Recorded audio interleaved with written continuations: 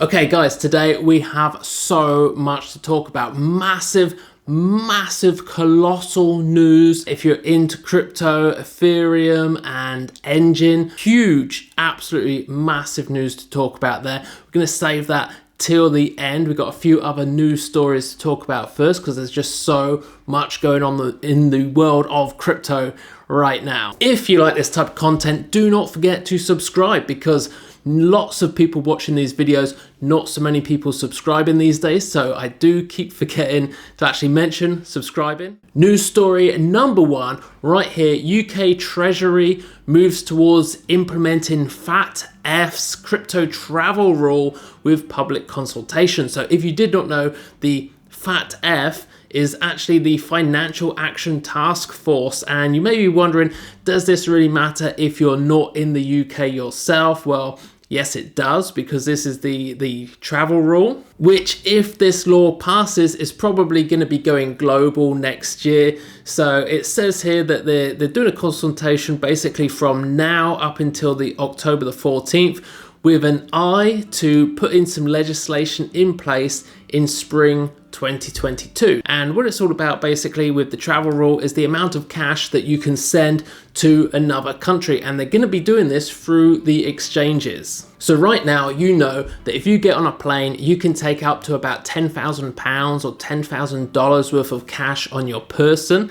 Now that does not include any jewelry, so if you've got like a $30,000 necklace on or something like that, you can get away with that, but you can't carry the cash. Now when it comes to crypto, you can currently just put a Trezor wallet in your pocket and take as much money as you like abroad. However, what they want to implement now is a travel rule.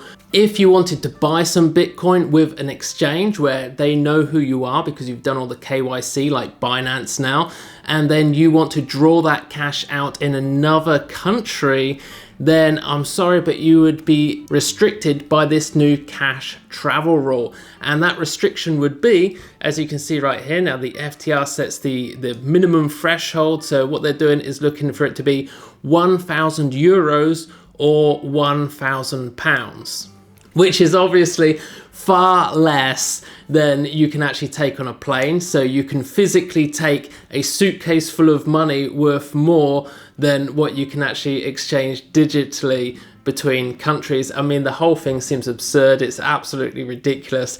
And again, it's just another attack on crypto. However, not all countries are attacking crypto like the UK. So here we have Spain, and this is Spanish lawmakers contemplate crypto payments for mortgages. This is from the opposition party in Spain. So these aren't actually in power just yet, but they do have a lot of very pro crypto ideas, and they're looking at creating tax incentives for people to move to Spain, particularly looking for basically businesses bringing in blockchain technologies or working in DeFi and other crypto spaces. I'm sure you're not new to crypto, and you're probably well aware of the tax laws in Portugal and the way that Portugal has now been attracting lots and lots of very wealthy cryptopreneurs over into Portugal. And since Spain is so close, they've obviously also noticed this, and they are now looking to do the same.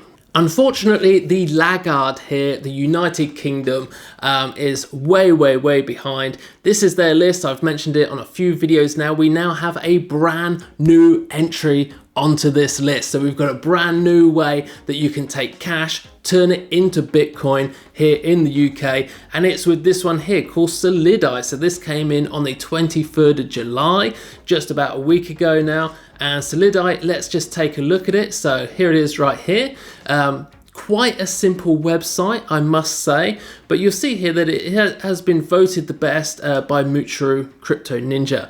So one thing I will definitely tell you right now is this is not the best solution. So if I was to try and actually pay anything here with the crypto, you can see there are a lot of very harsh limits on here.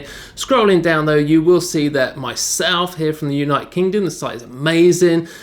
Just wish I had the skills to create something this cool. That's by me here. Also a guy you may recognize is Crypto Nut here from the Mutual chat group, and of course Roland as well. These of course are all fake reviews, so Although the FCA here has actually recommended these and says that this is a place that you should go to, having some experience in having a crypto related website on the web, I know what it's like when you're getting ambushed by all these different hackers which are trying to hack into your site and steal all of your users' information, because we've been dealing with it for the last couple of years, and some of these hackers are way beyond my capabilities. I'm not a hacker, but I do know how to just right click and view page source. And if we do this on this website, here we've got the buy form validator and obviously the sell form validator, and we can change all of the validation. Right now the maximum is £12.50, but we can change all of this and then re-upload it into the browser and basically control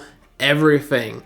This is so open to hacking, it is ridiculous, and I think as soon as this gets onto the radar of all those big hackers out in China and Russia, these guys are going to be in a lot of trouble. But it turns out when I say these guys, I actually mean the guy. It is just this one guy here, Jamie McNaught. He is the one sole director of this company. It just baffles my mind how it is that the FCA cannot have yet approved great companies like Wirex, Blockchain.com, and all the others which have been around for years and years and years and provided excellent services, yet they give their FCA approval to this one guy. Well, the answer, it appears, is right here. So this is Jamie McNaught, this is his Twitter account, and he's the founder, obviously, of Solidity, fintech entrepreneur, and a reformed investment banker, used to work at Goldman Sachs and Morgan Stanley. So we can see he is obviously right in league there with the banks. He used to be a banker, knows a thing or two about it, has all the things that he needs in check, in place for the FCA. But scrolling down through his Twitter feed, I've got to say, he's not your average banker that you're gonna hate. He actually seems to be a pretty cool guy, and I do like him. So Jamie, if you are out there, just take it as a little warning. I don't know what your code is like. I haven't actually tried to hack your site, but just as a quick look, it does seem extremely open to abuse. But hey, don't take my word for it. I'm going to pass you on now to our man in America, who's going to let you know if you do want to buy crypto or Bitcoin with cash, this is the best place that you can do it. We cannot let this, we've never allowed any crisis from the Civil War straight through to the pandemic of 17, all the way around 16. We have never let our democracy take second fiddle. We can both have a democracy and elections and at the same time correct the public health. Well, thanks for that, Joe. Joe Biden, very switched on guy. You gotta like that guy. So now let's move swiftly on now over to the main news of the day, which is this right here from Engine. I mean, I'm just super excited about that because just the other day we ran some synthetic benchmarks and they're mind-blowing. So just to put things in perspective, we're looking at 120 million transactions per block. Cool thing that I'm very excited about is basically transaction batching, which allows us to, clump up 12,000 transactions together, and that effectively is going to cost us pennies. Again, you don't need to put a mortgage on your car when you want to send a batch of NFTs anymore. Tens of millions of NFTs, minting them for just pennies. There you go, Engine. Affinity, what is this all about? I've never even heard of Affinity before. Maybe I'm a little bit left behind here. Maybe you already know all about it. Do comment down below if that is the case. Let me know if I'm falling behind here. But this here is the new website for Affinity. I had to check it out straight away to see what this is about because you're probably well aware already, okay? Bitcoin does about 7 to 9 transactions per second. Ethereum currently about 15 transactions per second, and Ethereum 2.0 obviously going to be coming out soon. In fact, they just recently launched a new upgrade, which was today. So we should be seeing the Ethereum transaction fees now going down from today. So we'll take a look at that in just a second. So we all know who Engine are, this game NFT type provider. Excellent company, really great coins. The main question on my mind right now is how on earth are they getting 120 million transactions per second? So just this line here, it says Engine is developing Affinity, a next generation blockchain for digital assets built on Polkadot. Polkadot, guys. So Engine was the first ones to actually bring out NFTs. They were the ones that produced it for the Ethereum, because before then you just had like ERC20s and all that. So they are the guys, and they've been building on Ethereum for a long time now. But for some reason, this Ethereum 2.0 just doesn't really seem to have been good enough for them. And Engine, one of the biggest coins on Ethereum, is now moving and building their new technology for NFTs, the future of NFTs, on Polkadot. So Polkadot not been around all that long at all. I came out with a couple of videos bad mouthing it a few months ago. That would have been way back here where it was about $5. And then straight after my videos came out where I was saying how much I kind of didn't trust Polkadot and what they were promising, the price just began to pump all the way up. I believe the top would have been here, just shy of $50 per dot, and there I was mouthing off at $5, went all the way up to 50. Obviously I wasn't holding any Polkadot, I wasn't really too keen on it back then. However, since it slid all the way down here, back down to $10, I bought some up around 16 the other day. I didn't even know about the news coming out with Engine, so I'm a lot more excited about that right now.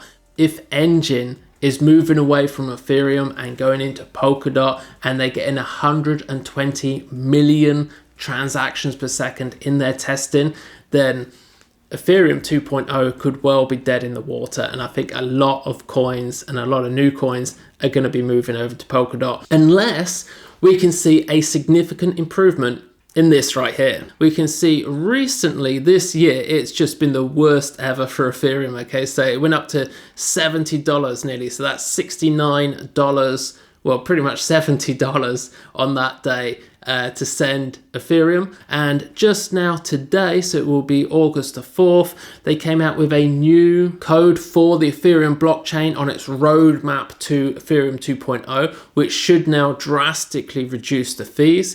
But yesterday it was $10 to send Ethereum, about $10. Now I don't know what it is today because we haven't got the figures in here on this chart yet, but definitely one to look out for. So I shall leave this also in the description below, so you can find the link to this chart and actually check this. If you're looking at this video like tomorrow, the next day, check it out, see if Ethereum, the price per transaction, has actually now gone down. So hey, that is it. That is the news for today. I hope you enjoyed this video. If you did, again, do subscribe, do hit the like button, and I shall see you again in the next video.